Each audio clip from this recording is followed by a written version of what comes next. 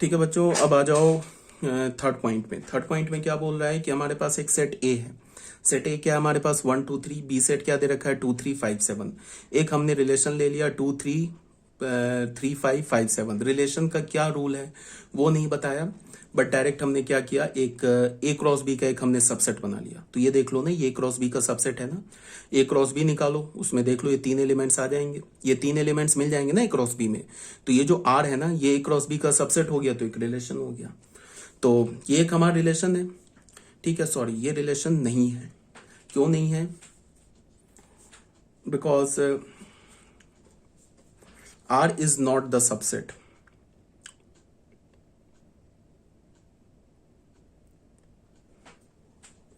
क्या बोल रहे हैं, 2 से 3 है, 3 से 5 है, तो रिलेशन ये रहा। अच्छा 5,7, सॉरी ये रिलेशन नहीं है, सॉरी गलत मैंने बोल दिया।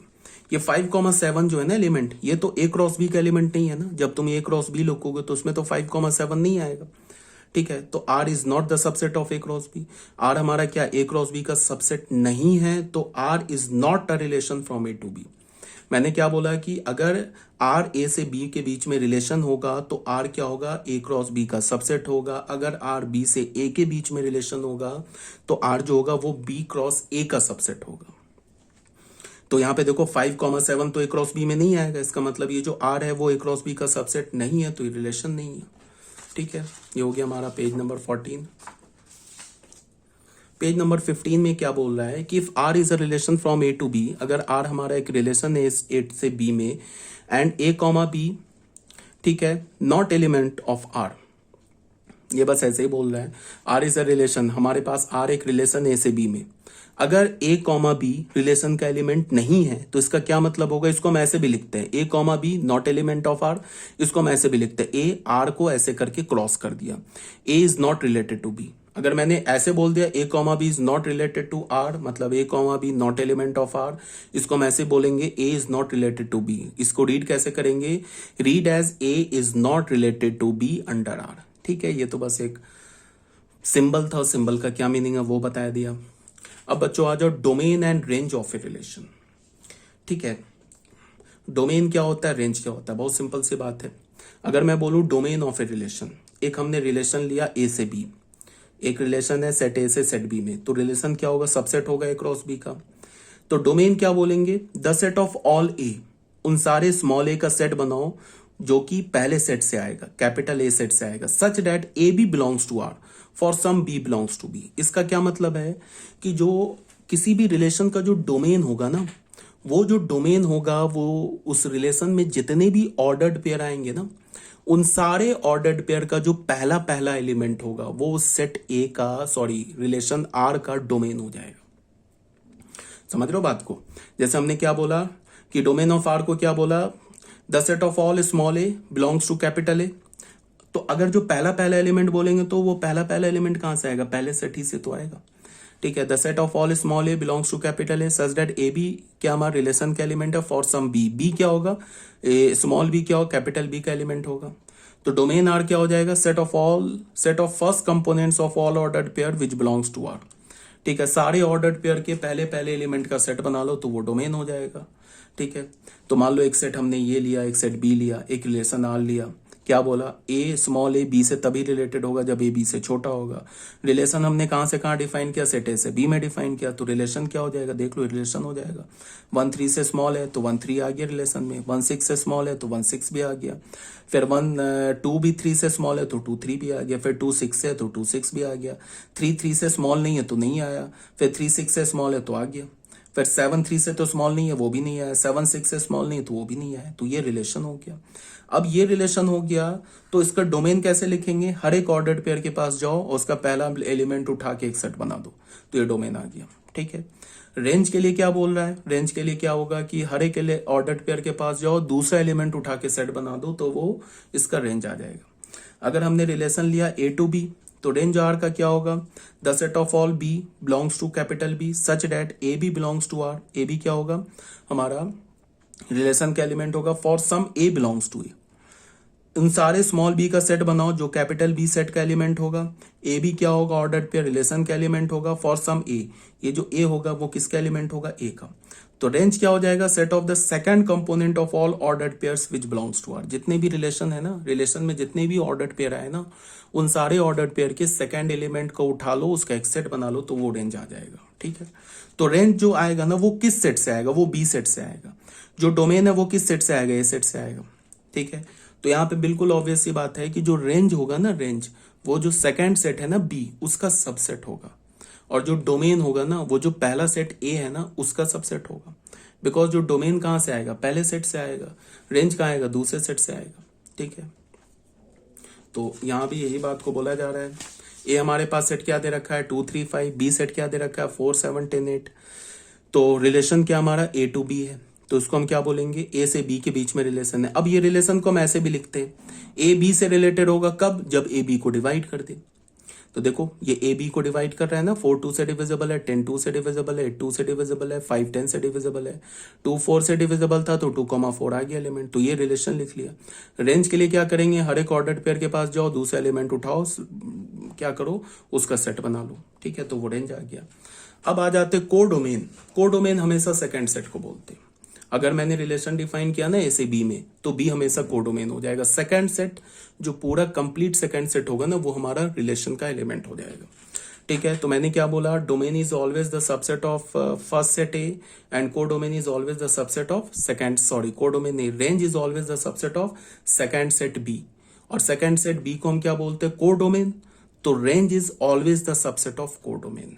ठीक है, let R be the relation form. ये सब एक बार लैंग्वेज देख लो, बस समझना है बस तुम्हें, और कुछ ऐसे रटना नहीं है, डेफिनेशन याद मत करने बैठ जाना। Let capital R be a relation from A to B, एक रिलेशन है, then B is called the codomain of the relation R. जो हमारा सेकंड सेट हमेशा कोडोमेन होगा, रेंज होगा वो हमारा सबसेट होगा कोडोमेन का। देख लो, एक सेट हमने ए उठाया, एक सेट हमने बी उठाया, क्या बोला, ए बी से तभी रिलेटेड होगा। ए किसका एलिमेंट बोल रहे हैं, पहले सेट ए का। बी किसका एलिमेंट बोल रहे हैं, दूसरे सेट बी का। रिलेशन हमने कैसे डिफाइन किया, सेट ए से सेट बी। लिखा नहीं है मैंने ए से बी डिफाइन किया है, बट रिलेशन हमारा ए सेट से सेट बी में डिफाइंड हुआ है। तो हमने क्या बोला है कि सेट ए का स्मॉल ए एलिमेंट सेट बी के स्मॉल बी एलिमेंट से तभी रिलेटेड होगा जब ए जो है ना, ये ए सेकेंड एलिमेंट बी को डिवाइड कर दे। तो देख लो फिर वही जो अभी हमने लिया है, सेम। ये डोमेन होगी, ये रिलेशन हो गया। डोमेन क्या हो गया, पहले सेट हर एक ऑर्डर्ड पेयर के पास गए, पहला ऑर्डर्ड पेयर का पहला एलिमेंट उठा के सेट बना दिया। तो देखो हर एक ऑर्डर्ड पेयर में यहाँ भी 2, यहाँ भी 2, यहाँ भी तो एक 2 लिख लिया। उसके बाद ये 5, तो 5 हो गया। ये हमारा डोमेन हो गया। रेंज के लिए क्या करेंगे, हर एक ऑर्डर्ड पेयर के पास जाओ, दूसरा एलिमेंट उठा के सेट बना लो, तो 4 10 8 आ गया। तो ये जो रेंज हो गया ना, देखो 4 10 8, ये बी सेट का सबसेट हो गया। देखो 4 10 8 है ना बी सेट का सबसेट, और ये बी सेट क्या है, कोडोमेन है। तो range is always the subset of codomain. ठीक है, अभी तक मैं बोल रहा हूं कि 11th क्लास चल रहा, अभी तक 12th क्लास नहीं चल रहा। अभी तक तुम्हें ये जो भी बात बताया जा रहा है, ये सब 11th का बताया जा रहा है। 12th क्लास के जो बच्चे इस लेक्चर को सुन रहे हैं, वो ऑलरेडी ये बात जानते होंगे। ठीक है, रिलेशंस ऑन अ सेट ए। अभी तक हम लोग रिलेशन क्या डिफाइन कर रहे थे, सेट ए से सेट बी में, या सेट बी से सेट ए में। अब जो रिलेशन होगा वो कैसे डिफाइन होगा, सेट ए से सेट ए में। मतलब क्या होगा, सिर्फ एक ही सेट गिवन होगा, उसके अंदर रिलेशन हम डिफाइन करेंगे। इसका क्या मतलब होगा, सेट ए का एलिमेंट सेट ए के एलिमेंट से ही एसोसिएट होगा।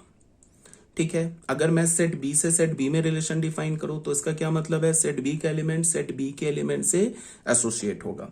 तो रिलेशन ऑन अ सेट, एक सेट की बात कर रहे हैं। अभी तक तो हम ए और बी 2 सेट की बात कर रहे थे, अब एक सेट की बात कर रहे हैं। क्या हम बोलेंगे, A relation R from A non empty set A into itself is called a relation on A. एक नॉन एम्प्टी सेट ए है, इससे हमने एक रिलेशन डिफाइन किया, तो उसे हम क्या बोलेंगे, is a relation into itself. इसे हम क्या बोलेंगे, relation on A itself. If A is a non empty set, then the subset of A cross A is called the relation on A. ठीक है, तो अब अगर जो रिलेशन आएगा वो किसका सबसेट होगा, ए क्रॉस ए का सबसेट होगा। मीन्स क्या होगा, ए स्क्वायर का सबसेट होगा। ठीक है, ये तो सिंपल सी बात है। रिलेशन हमेशा अगर ए से बी में रिलेशन डिफाइन करो ना, तो जो रिलेशन होगा वो ए क्रॉस बी का सबसेट होगा। अगर बी से ए में मैं रिलेशन डिफाइन करूं, तो जो रिलेशन आएगा ना, रिलेशन क्या आएगा, सेट आएगा। उस सेट का एलिमेंट क्या होगा, ऑर्डर्ड पेयर। तो वो क्या होगा, बी क्रॉस ए का सबसेट होगा। अगर रिलेशन मैंने सेट ए में डिफाइन किया, तो जो रिलेशन आएगा ना वो क्या होगा, ए क्रॉस ए का सबसेट होगा, डेट इज ए स्क्वायर का सबसेट होगा। ठीक है, देख लो हमने सेट ए लिखा 1 2 3, एक रिलेशन डिफाइन किया ए से ए में, क्या बोला ए बी से तभी रिलेटेड होगा जब ए बी से बड़ा होगा। तो यहाँ स्मॉल ए भी एलिमेंट ए का है, ये स्मॉल बी भी एलिमेंट ए का ही है, तो हम रिलेशन क्या बोलेंगे, the set of all A b where small A belongs to capital A, small B belongs to capital A and A is greater than b. इसको हमने क्या बोल दिया, सेट बिल्डर फॉर्म में।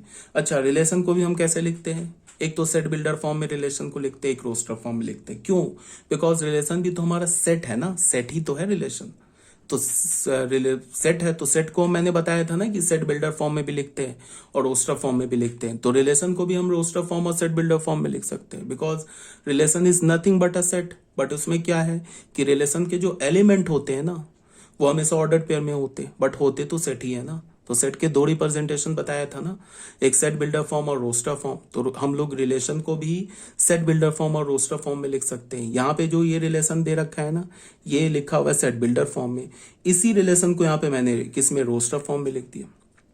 ठीक है, तो क्या बोल रहा है कि सेट ए का एलिमेंट सेट ए के एलिमेंट से तब रिलेटेड होगा जब वो क्या होगा, ए बी से बड़ा होगा। तो देख लो 3 1 से बड़ा है, 3 भी एक सेट का एलिमेंट है, 1 भी ए सेट का एलिमेंट है, फिर 3 2 से भी बड़ा है, फिर 2 1 से भी बड़ा है।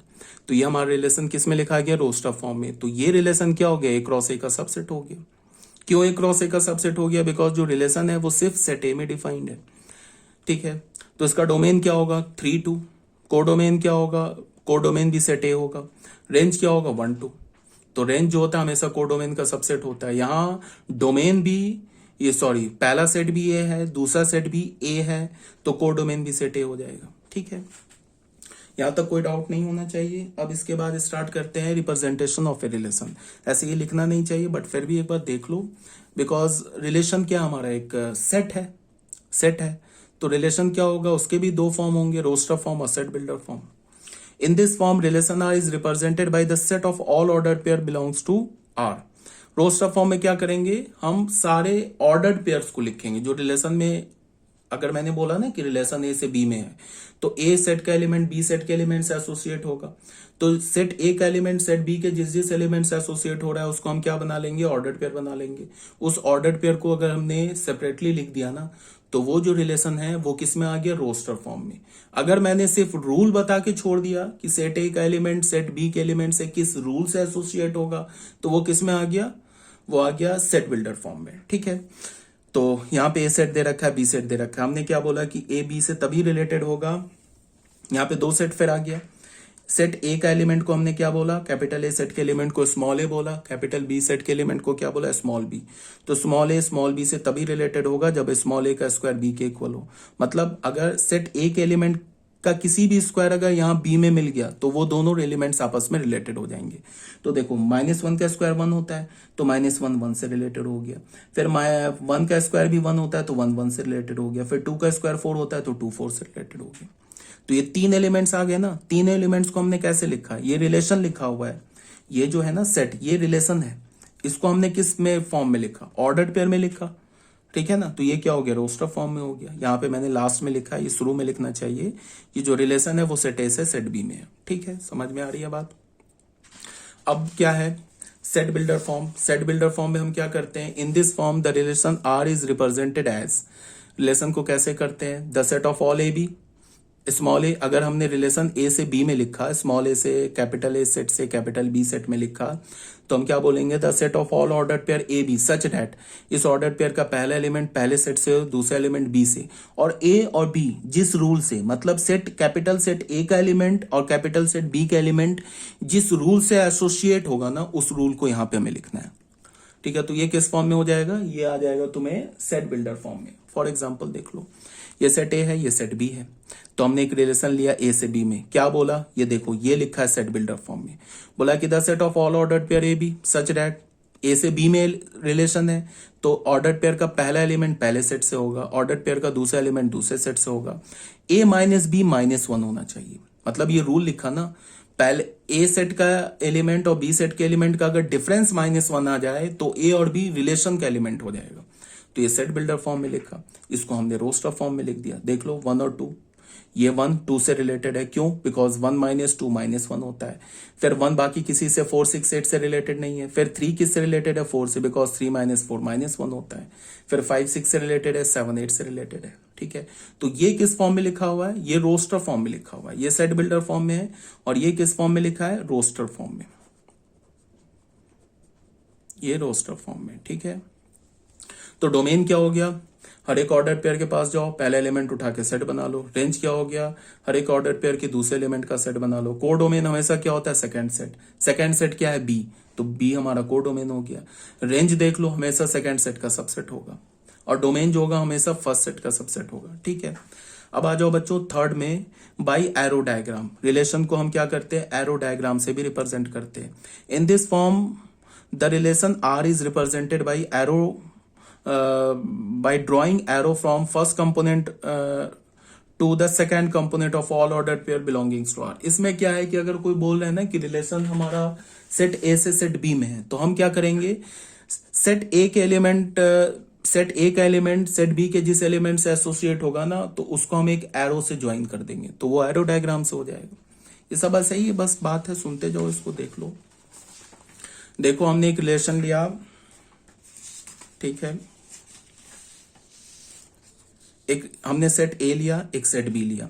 ठीक है, रिलेशन क्या बोला? ए से बी में क्या रिलेशन डिफाइन किया? ए, ये ए स्मॉल कैपिटल ए का एलिमेंट है, स्मॉल बी कैपिटल बी का एलिमेंट है, तो बोला ए बी से तभी रिलेटेड होगा जब ए बी से छोटा हो।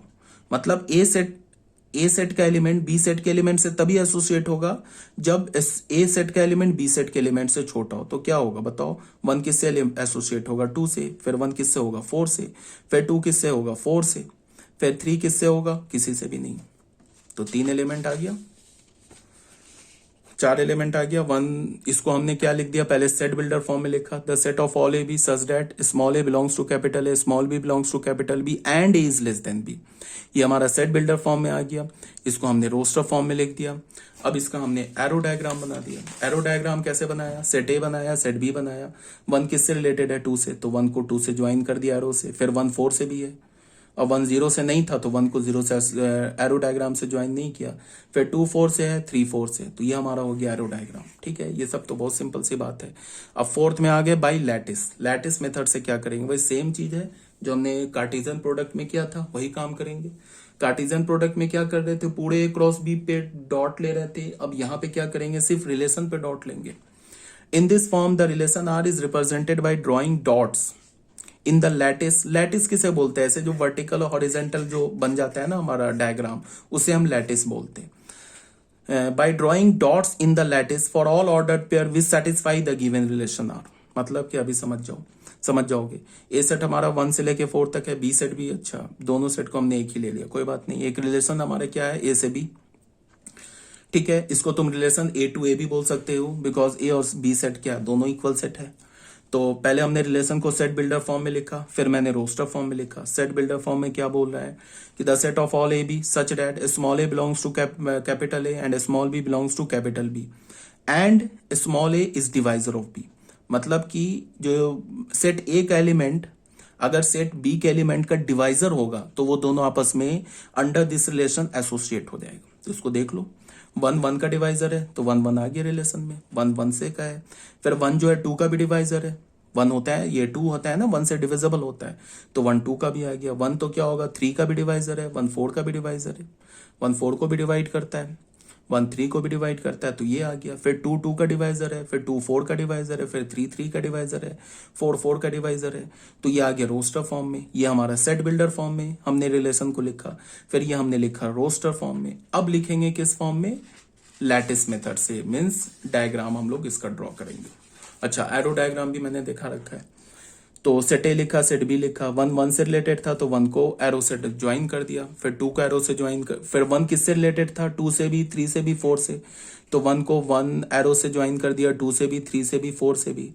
फिर 2 2 से रिलेटेड था, 2 4 से रिलेटेड था, तो एरो हमने बना दिया। 3 सिर्फ 3 से रिलेटेड था, तो सिर्फ 3 से एक ही एरो गया। 4 4 से रिलेटेड था, तो 4 4 से ज्वाइन कर दिया। अगर मुझे ए क्रॉस बी का डायग्राम बनाना होता है, एरो डायग्राम, तो फिर 2 को भी 1 से करते, 2 को 2 से, फिर 2 को 3 से, फिर 2 को 4 से, फिर 3 को भी सारे से करते, फिर 4 को भी सारे से करते। तो किसका डायग्राम बन जाता? ए क्रॉस बी का। बट हमें यहां किसका डायग्राम बनाना है? रिलेशन का। तो ये रिलेशन के लिए हम लोग क्या देखेंगे? यहाँ हम ये देखेंगे कि रिलेशन में जो एलिमेंट्स आ रहे हैं ना, 1 1 से रिलेटेड है, तो 1 को एरो 1 ही से ज्वाइन करेंगे, एरो से। फिर 1 2 से रिलेटेड है, तो 1 को 2 से हमने एरो से ज्वाइन कर दिया। फिर 1 3 से है, तो 1 को हमने 3 से एरो से ज्वाइन कर दिया। ठीक है, समझ में आ गई होगी भाई, आई थिंक। तो ये तो क्लियर है। अब ये लैटिस मेथड है, इसी को तो हम देख रहे थे। तो हमारा सेट ए क्या दे रखा है? 1 2, सेट ए क्या? 1 2 3 4। तो हमने एक्स एक्सिस पे क्या किया? 1 2 3 4 बना लिया। वाई एक्सिस पे हमने क्या किया? 1 2 3 4 5 बना लिया। सबसे हमने एक वर्टिकल लाइन जो ड्रॉ किया, 1 2 3 4 5 से भी कर लो, 6 7 भी बना के कर लो, कोई प्रॉब्लम नहीं, पॉइंट तो एक ही आएगा। फिर यहां से भी 1 2 3 4 ऐसे हमने हॉरिजॉन्टल लाइन बना लिया। ठीक है, अब हमारे पास रिलेशन में क्या क्या एलिमेंट है ये देखो। रिलेशन में है 1 1, तो यहां से 1 उठाया, यहां से 1 उठाया। जो हमारा पहला सेट है ना ए, उसको हमने एक्स एक्सिस पे लेते हैं, दूसरे सेट को हमने वाई एक्सिस पे लेते हैं। तो रिलेशन में 1 1, तो यहां से 1, यहां से 1, डॉट बना दिया है, ये क्रॉस किया, ये नहीं है हमारे पास। फिर क्या हमारे पास? 1 2, तो यहां से 1, यहां से 2, डॉट ले लिया। फिर क्या? 1 3, यहां से 1, यहां से 3। फिर हमारे पास 1 4, यहां से ये जो एक्स एक्सिस पे सेट ए को लेते हैं, वाई एक्सिस पर सेट बी को लेते हैं। अगर बी से ए में रिलेशन होता तो एक्स एक्सिस पर सेट बी को लेते, वाई एक्सिस पर सेट ए को लेते। तो 1 4 भी है, तो कर दिया हमने ज्वाइन। फिर 2 2, तो 2 2 को यहाँ पे कर दिया। ये क्रॉस है, ये कुछ भी नहीं है, डॉट नहीं है। फिर 2 किससे रिलेटेड है? 2 से। फिर 2 किससे रिलेटेड है? 4 से भी। फिर क्या हमारा 3 3 से रिलेटेड है, 4 किससे रिलेटेड है? 4 से। बाकी कुछ नहीं है। तो ये लैटिस हो गया मेथड। ये सब तो ऐसे ही है, समझ रहे होगे बात को। अब आ जाओ टोटल नंबर ऑफ रिलेशंस। अगर हमारे पास कोई सेट ए है जिसमें p एलिमेंट्स हैं, सेट बी में q एलिमेंट्स हैं, तो उसके क्रॉस प्रोडक्ट में कितने एलिमेंट्स होंगे? p q एलिमेंट्स होंगे। और फिर मैंने क्या बोला कि रिलेशन जो होता है वो a क्रॉस b का सबसेट होता है। इसका क्या मतलब है कि a क्रॉस b के जितने भी सबसेट्स हैं वो हर एक सबसेट एक रिलेशन है। ठीक है, रिलेशन क्या होता है? अगर ए से बी में हमने रिलेशन डिफाइन किया तो relation is nothing but the subset of A cross B. तो इसका क्या मतलब है कि ए क्रॉस बी के जितने भी सबसेट्स हैं वो सारे सबसेट्स एक रिलेशन है। तो अगर मैंने बोला कि ए में पी एलिमेंट्स है, बी सेट में क्यू एलिमेंट्स है, तो ए क्रॉस बी में कितने एलिमेंट्स हो जाएंगे? पी क्यू एलिमेंट्स हो जाएंगे। तो ए क्रॉस बी के कितने सबसेट्स होंगे? तो 2 to the power P Q subsets हो जाएंगे क्रॉस बी के। 2 टू द पावर, हम किसी सेट का सबसेट कैसे लिखते हैं? 2 पे उसके नंबर ऑफ एलिमेंट्स को डाल देते हैं। तो ए क्रॉस बी में कितने एलिमेंट्स हैं? ए क्रॉस बी में तो पी क्यू एलिमेंट्स है, तो ए क्रॉस बी के कितने सबसेट्स होंगे? 2 to the power P Q. तो टोटल नंबर ऑफ रिलेशंस कितने हो जाएंगे? 2 to the power P Q. क्यों? बिकॉज ए क्रॉस बी का हर एक सबसेट एक रिलेशन है। अब कोई बच्चा बोलेगा कि ए क्रॉस बी का एक सबसेट 5 भी तो है, तो 5 भी क्या एक रिलेशन है? तो मैं बोलूंगा बिल्कुल रिलेशन है। अब 5 कैसे रिलेशन है ए क्रॉस बी का? मतलब ए क्रॉस बी का नहीं, 5 कैसे रिलेशन है सेट ए से सेट बी में? अगर मैंने एक ऐसा रूल डिफाइन कर दिया जिससे ए का कोई भी एलिमेंट बी के किसी भी एलिमेंट से एसोसिएट नहीं हो रहा है, ठीक है, तो वो रिलेशन क्या हो जाएगा? 5 हो जाएगा। तो 5 भी ए क्रॉस बी का सबसेट है, तो 5 is also a relation from set A to set B. तो कहने का क्या मतलब है कि ए क्रॉस बी के जितने भी सबसेट्स होंगे वो एक रिलेशन होंगे। तो ए क्रॉस बी में कितने एलिमेंट्स है? P Q. तो ए क्रॉस बी के कितने सबसेट्स होंगे? 2 to the power P Q. तो ए क्रॉस ए से बी में कितने तुम रिलेशंस डिफाइन कर सकते हो? तो तुम ए सेट से बी सेट में तुम 2 to the power P Q relation define कर सकते हो। क्यों? बिकॉज ए क्रॉस बी के 2 to the power P Q subsets हैं और ए क्रॉस बी का हर एक सबसेट एक रिलेशन है। ठीक है, अब बच्चों आ जाओ टाइप्स ऑफ रिलेशन में। जैसे मैंने, चलो इसको मैं एक एग्जांपल से समझा दे रहा हूं। एक मान लो सेट हमने ए ले लिया, मान लो 1 2 ले लिया, और एक बी सेट ले लिया हमने 3 4 ले लिया। अब मैंने 4 2 2 16 ज्यादा हो जाएगा बट कोई बात नहीं है। ए क्रॉस बी हमने लिखा। ए क्रॉस बी क्या हो गया हमारा? 1 3 1 4। फिर क्या हो गया ये? 2 3 2 4। तो number of element in A cross B कितने हो जाएंगे? 4। तो नंबर ऑफ सबसेट्स कितने हो जाएंगे? Number of subsets from A to B, A से बी कितने सबसेट्स हो जाएंगे 2⁴, 16 सबसेट्स हो जाएंगे। तो नंबर ऑफ रिलेशंस कितने हो जाएंगे, number of relations from A to B, A से बी के बीच में कितने रिलेशंस हो जाएंगे 16 हो जाएंगे। हर एक रिलेशन, हर एक सबसेट एक रिलेशन है। जैसे हम बोलेंगे ना फाई, ये भी हमारा क्या है, सबसेट है ना ए क्रॉस बी का, तो ये फाई भी एक रिलेशन है। अभी हम लोग आ रहे हैं टाइप्स ऑफ रिलेशन में। फाई कब होगा रिलेशन, जब सेट ए का कोई भी एलिमेंट सेट बी के एलिमेंट के किसी भी एलिमेंट से एसोसिएट ना हो, तो हम उस रिलेशन को फाई बोलेंगे। तो phi is again a subset. एक रिलेशन हमने R1 ऐसे डिफाइन किया, मान लो इसको हमने ऐसे लिख लिया 1,3, तो देख लो ये जो R1 है ना, ये ए क्रॉस बी का सबसेट है ना, देख लो 1,3 यहां भी है, 1,3 यहां भी है, तो R1 ये भी एक रिलेशन है। अगर मैंने R2 डिफाइंड ऐसे किया 1,4, तो R2 भी हमारा क्या सबसेट है ना ए क्रॉस बी का, तो R2 भी एक रिलेशन है। अगर मैं R2 का डोमेन बोलूं क्या है तो 1, अगर इसका रेंज बोलूं तो क्या है 4, R2 का कोर डोमेन बोलूं तो क्या सेट बी। ठीक है, अगर मैंने R3 एक रिलेशन डिफाइन किया, कैसे डिफाइन कर लिया, 1,3 बोल दिया, 1,4 बोल दिया, तो ये भी एक रिलेशन है। क्यों, बिकॉज R3 जो है ना ये भी ए क्रॉस बी का सबसेट है, तो ये भी एक रिलेशन है। ठीक है, तो ऐसे करके तुम कितने रिलेशंस डिफाइन कर सकते हो, 16 रिलेशंस डिफाइन कर सकते हो। ऐसे करके तुम 16 रिलेशंस डिफाइन कर सकते हो। क्यों 16 रिलेशंस डिफाइन कर सकते हो, बिकॉज ए क्रॉस बी में कितने एलिमेंट्स है 4, तो ए क्रॉस बी के कितने सबसेट्स होंगे 16, तो टोटल नंबर ऑफ रिलेशंस कितने हो जाएंगे 2⁴, दैट इज 16। ठीक है, अब बच्चों आ जाओ टाइप्स ऑफ रिलेशन में। अभी तक 11th क्लास ही चल रहा है, 12th पे अभी तक हम लोग नहीं आए हैं। तो सबसे पहला टाइप है, अब यहां से थोड़ा इंपॉर्टेंट है, इसको थोड़ा ध्यान देना। ये सब तो बिल्कुल इजी काम चीज था जो अभी बताया अभी तक। अब है टाइप्स ऑफ रिलेशन में क्या है, a relation capital R from set A to set B is called an empty relation or a void relation from A to B if R is equal to 5। R क्या हो 5 हो, मतलब क्या हो, set A का कोई भी element set B के किसी भी एलिमेंट से एसोसिएट ना हो, तो उसे हम एम्प्टी रिलेशन बोलते हैं। वो भी एक रिलेशन है। 5 अगेन क्या होता है, A क्रॉस B का सबसेट होता है, तो 5 इज ऑल्सो रिलेशन। हमने सेट ए लिया, सेट बी लिया, अब हमने क्या बोला कि सेट ए का एलिमेंट सेट बी के एलिमेंट से तभी एसोसिएट होगा जब ए माइनस बी क्या हो, इवन हो। ठीक है, स्मॉल ए क्या है, सेट ए का एलिमेंट है, स्मॉल बी क्या है, सेट बी का एलिमेंट है। तो हमें पता है ए में क्या इवन है, बी में क्या ऑड है, तो इवन माइनस ऑड कभी भी इवन नहीं आता। ठीक है, इवन माइनस ऑड हमेशा ऑड होता है। तो हमें इससे क्या पता चला कि सेट ए का कोई भी एलिमेंट सेट बी के किसी भी एलिमेंट से एसोसिएट नहीं होगा।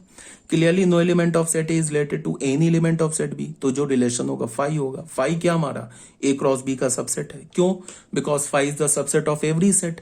ए क्रॉस बी क्या हमारा सेट है, तो फाई ए क्रॉस बी का सबसेट होगा। और मैंने क्या बोला, ए क्रॉस बी के जितने भी सबसेट है वो एक रिलेशन है, तो phi is also relation from set A to set B. कब होगा, जब ए सेट का कोई भी एलिमेंट बी सेट के किसी भी एलिमेंट से एसोसिएट ना हो। ठीक है, अब बच्चों आ जाओ यूनिवर्सल सेट में। A relation R from set A to set B is set to B the universal relation if R is equal to A cross B. R हमारा क्या होना चाहिए, ए क्रॉस बी होना चाहिए। मतलब क्या है कि अगर रिलेशन पूरा ए क्रॉस बी सेट आ जाए तो उस रिलेशन को हम क्या बोलेंगे, यूनिवर्सल रिलेशन। मान लो कि मैंने कोई रिलेशन डिफाइन किया सेट ए से सेट बी में, और जब हमने रिलेशन को लिखा ना रोस्टर फॉर्म में, तो मुझे क्या दिख गया कि वो जो रिलेशन है वो तो ए क्रॉस बी आ गया, तो हम क्या बोलेंगे कि ये रिलेशन हमारा क्या है, एक यूनिवर्सल रिलेशन है। हमें पता है ना ए क्रॉस बी भी ए क्रॉस बी का सबसेट है, तो अगर रिलेशन ए क्रॉस बी आया तो A cross B is also the subset of A cross B, तो हम क्या बोलेंगे, उस रिलेशन को यूनिवर्सल रिलेशन बोलेंगे। फॉर एग्जाम्पल देख लो, एक सेट हमने 1,2 लिया, एक सेट हमने 1,3 लिया। रिलेशन क्या बोला कि the set of all A B such that A belongs to A, B belongs to B, when A minus B belongs to R. क्या बोल रहा है कि सेट ए का एलिमेंट सेट बी के एलिमेंट से तभी एसोसिएट होगा जब सेट ए के एलिमेंट का डिफरेंस सेट बी के एलिमेंट से लोगे तो वो रियल नंबर आना चाहिए। ये आर किसे रिप्रेजेंट कर रहा है, रियल नंबर को। बोला था ना मैंने, कॉन्टेक्स्ट से क्लियर होगा, तो ये आर रियल नंबर को रिप्रेजेंट कर रहा है। तो अब ऑब्वियस सी बात है, दो रियल नंबर को सब्ट्रैक्ट करोगे तो वो रियल ही नंबर आएगा। तो 1 से भी रिलेटेड है, 1 3 से भी रिलेटेड है, 2 1 से भी रिलेटेड है, 2 3 से भी रिलेटेड है। तो हमारा रिलेशन क्या आ गया, पूरा ए क्रॉस बी आ गया। तो ये जो रिलेशन लिखा है ना सेट बिल्डर फॉर्म में, और ये जो लिखा है ना रिलेशन रोस्टर फॉर्म में, ये दोनों एक ही रिलेशन लिखा है। ये सेट बिल्डर फॉर्म में, ये रोस्टर फॉर्म में, और ये रिलेशन यूनिवर्सल रिलेशन है। क्यों? बिकॉज इस रिलेशन में पूरा जो सेट है ए क्रॉस बी आ गया। ठीक है, अभी तक क्लियर होगा। अब आ जाते हैं बच्चों इनवर्स रिलेशन में। यहां पे क्या बोल रहा है, let R is the subset of A cross B. R हमारा क्या, ए क्रॉस बी का सबसेट है। Be a relation from A to B. Relation तो हमेशा अगर ए से बी में मैं बोल रहा हूं तो वो रिलेशन हमेशा ए क्रॉस बी का सबसेट होगा। Then the inverse relation of R is denoted by R to the power -1। अगर एक रिलेशन है ए से बी में तो वो रिलेशन ए क्रॉस बी का सबसेट होगा। तो उसके इनवर्स रिलेशन को हम क्या कैसे लिखते हैं, आर माइनस। ये आर इनवर्स कैसे डिफाइंड होता है, बी से ए में। आर किस में डिफाइंड है, ए से बी में, तो आर इनवर्स किससे है, बी टू ए में। अब इसको हम डिफाइन कैसे करेंगे, आर इनवर्स क्या बोलेंगे, the set of all B A. R क्या हमारा, the set of all A B था। आर इनवर्स क्या बोलेंगे, the set of all B A such that A B belongs to R. जब ए बी क्या होगा, रिलेशन, यहां पे क्या है, ये आर रियल नंबर को नहीं रिप्रेजेंट कर रहा है, ये रिलेशन को रिप्रेजेंट कर रहा है। जब ए बी रिलेशन का एलिमेंट होगा, ए बी अगर ये ordered pair A B relation का एलिमेंट है तो बी ए उसके इनवर्स का एलिमेंट हो जाएगा। ठीक है, रिलेशन आर जो होगा वो ए से बी में होगा तो आर इनवर्स जो होगा वो बी से ए में होगा। अगर आर का element A comma B ordered pair है तो R inverse B comma A ordered pair होगा। ठीक है, thus A comma B belongs to R. अगर ए कॉमा बी रिलेशन का एलिमेंट है, if and only B comma A belongs to R inverse, तो B comma A क्या हो जाएगा, आर इनवर्स का एलिमेंट हो जाएगा। For all A belongs to capital A, B belongs to capital B. यहां से बहुत ही क्लियर सी बात है कि जो डोमेन होगा ना आर इनवर्स का, तो अगर तुम्हें मान लो कि कोई रिलेशन ऑर्डर्ड पेयर में लिखा हो, मतलब रोस्टर फॉर्म में लिखा हो। अब अगर मैं बोलूं कि वो रिलेशन है रोस्टर फॉर्म में, तो आर इनवर्स लिखो रोस्टर फॉर्म में, तो कैसे लिखोगे रोस्टर फॉर्म में, कुछ नहीं है, बस ऑर्डर्ड पेयर के एलिमेंट को आपस में फ्लिप कर दो तो आर इनवर्स का एलिमेंट आ जाएगा। ठीक है ना, तो डोमेन आर इनवर्स का क्या होगा, वो आर के रेंज के बराबर। रेंज क्या होगा आर इनवर्स का, डोमेन आर के बराबर। ठीक है, अगर दो बार इनवर्स लोगे तो फिर सेम रिलेशन आ जाएगा। ये एग्जांपल से देख लो, सेट ए हमारा 1 2 4 है, सेट बी हमारा 3, 0 है। एक हमने रैंडम रिलेशन डिफाइन कर लिया 1 3 4 0 2 3। ये ऑर्डर, ये जो हमारा आर है ये सबसेट है ना क्रॉस बी का, तो ये रिलेशन हो गया। तो आर इनवर्स क्या करेंगे, हर एक ऑर्डर्ड पेयर के पास जो एलिमेंट को रिवर्स कर दो तो वो क्या हो जाएगा, ये आर इनवर्स हो गया। आर इनवर्स का जो डोमेन है ना, डोमेन जो है आर इनवर्स का और रेंज जो आर इनवर्स का, डोमेन आर इनवर्स का क्या हो जाएगा, रेंज ऑफ आर के इक्वल हो जाएगा। रेंज ऑफ आर इनवर्स का क्या हो जाएगा, डोमेन ऑफ आर के इक्वल हो जाएगा। अगर मैं बोलूं को डोमेन ऑफ आर इनवर्स का क्या होगा, अगर मैं बोलूं को डोमेन, या फिर रहने दो डोमेन को, यहां तक बस यहीं तक क्लियर है। या सुन लो, अगर मैंने बोला ना कि को डोमेन, अगर मैंने आर इनवर्स का को डोमेन बोला तो वो क्या होगा, आर का जो फर्स्ट सेट है ना वो हो जाएगा। ठीक है ना, आर इनवर्स का जो, अगर देखो रिलेशन आर क्या होगा, ए से बी में होगा, तो आर इनवर्स क्या होगा, बी से ए में होगा, तो आर इनवर्स का कोडोमेन सेट ए होगा जो कि रिलेशन आर का फर्स्ट सेट ए होगा। ठीक है, तो यहां तक हमारा था 11th क्लास। अब यहां से स्टार्ट हो रहा है 12th क्लास। तो ये जो था 11th क्लास के बच्चों के लिए क्या है कि रिलेशन जो हमारा कंप्लीट हो गया। आप एनसीईआरटी बुक उठाओ, एक एक क्वेश्चन सॉल्व करो रिलेशन का। ठीक है, मैंने बहुत अच्छे से एक्सप्लेन कर दिया है। 12th क्लास के बच्चों के लिए क्या है कि अभी तक जो था, जो भी मैंने अभी पढ़ाया, ये सब हमारा 11th क्लास का टॉपिक था। अब स्टार्ट हो रहा है 12th पोर्सन, यहां से types of relation on a set. अब टाइम अभी मेरे पास बचा नहीं, सुबह के 8:30 बज रहे हैं, 9 बजे हमारा क्लास है। अभी मैंने सिर्फ वीडियो बनाया, अब इसे मुझे ये क्या करना है, अपने लैपटॉप पे डालना है, फिर मैं उसे यूट्यूब पे अपलोड करूंगा, फिर यूट्यूब से डाउनलोड करूंगा, फिर तुम्हें सेंड करूंगा। तो उसके लिए कम से कम आधा पौन घंटा चाहिए। 9 बजे से क्लास है, सुबह के 8:30 बज रहे हैं। तो अभी लेक्चर क्या करते हैं, हम लोग अपना कंप्लीट करते हैं। ये पीडीएफ जो है मैं अभी तुम्हें सेंड कर देता हूँ, और पीडीएफ के बाद मैं वीडियो लेक्चर भी सेंड करता हूँ। ठीक है, फिर नेक्स्ट जो होगा पीडीएफ और वीडियो लेक्चर, बस एक पीडीएफ। अब जो हमारा जो पीडीएफ मैं सेंड करूंगा ना, वो पीडीएफ हमारा थ्योरी कंप्लीट हो गया है, किसका, रिलेशन का। जो अब एक पीडीएफ और मैं बनाऊंगा मुश्किल से 8-10 पेज का, उसमें सिर्फ और सिर्फ क्या होगा, क्वेश्चंस होगा। उसमें कुछ 11th के भी क्वेश्चंस करूंगा, कुछ 12th के भी क्वेश्चंस करूंगा। तो मैं उसको बता दूंगा कौन सा क्वेश्चन 11th के लिए, कौन सा क्वेश्चन 12th के लिए। वीडियो लेक्चर जो है ये 11th और 12th दोनों को सेम जाएगा, ठीक है। तो तुम्हें करना क्या है कि जो बच्चे 11th में हैं वो जब मैं बोलूंगा ये जो क्वेश्चन है 12th का, तो वो उसे आगे बढ़ जाएंगे। अगर सुनना चाहते हो तो सुन लेना, बट 12th में तो फिर पढ़ना ही है, तो आगे बढ़ जाना। जो मैं बोल दूंगा क्वेश्चन स्टार्ट करने से पहले बोल दूंगा ये 11th का क्वेश्चन है। हाँ, 11th का जो क्वेश्चन होगा 12th के बच्चे देख सकते हैं। 12th का जो क्वेश्चन होगा वो 11th के बच्चों के लिए ऑप्शनल है, कुछ है नहीं। 3-4 रिलेशन एक्स्ट्रा है, टाइप्स ऑफ रिलेशन कुछ एक्स्ट्रा है 12th में, जो 11th में नहीं पढ़ना। बता दे रहा हूँ, reflexive, symmetric, transitive, anti symmetric, identity, यही 4-5 रिलेशन है जो हमें 12th में पढ़ना है, 11th में नहीं पढ़ना है, ठीक है। अगर 11th के बच्चे अगर चाहते पढ़ना 12th का भी तो पढ़ लेंगे, कोई दिक्कत नहीं। नहीं चाहते छोड़ देना, 12th में पढ़ लेना, ठीक है। और जब मैं क्वेश्चन करूंगा तो क्वेश्चन में बता दूंगा ये क्वेश्चन 11th का, ये क्वेश्चन 12th का है। अगर 11th के जो बच्चे हैं वो चाहें तो जब मैं बोलूं कि क्वेश्चन 12th का, तो उसे क्या करना, छोड़ देना। पीडीएफ में भी मैं मेंशन कर दूंगा ये क्वेश्चन 11th का है और ये क्वेश्चन 12th का है। तो तुम जो पीडीएफ तुम्हें मिलेगा 11th और 12th दोनों को सेम पीडीएफ में दूंगा। टाइम इतना है नहीं कि 11th के लिए अलग पीडीएफ बनाओ, 12th के लिए अलग पीडीएफ बनाओ। तो दोनों को मैं सेम ही पीडीएफ दूंगा, बट उसमें मैं क्वेश्चन में मेंशन कर दूंगा। जैसे यहाँ मेंशन कर दिया ना ये 12th का पोर्शन है, तो क्वेश्चन में मेंशन कर दूंगा ये 11th का है, ये 12th का है। जो 11th के बच्चे होंगे 12th का छोड़ देंगे, पढ़ना चाहते तो पढ़ लेंगे। 12th के बच्चे हैं वो 11th एक बार रिवाइज कर लेना, ठीक है। फिर ओके।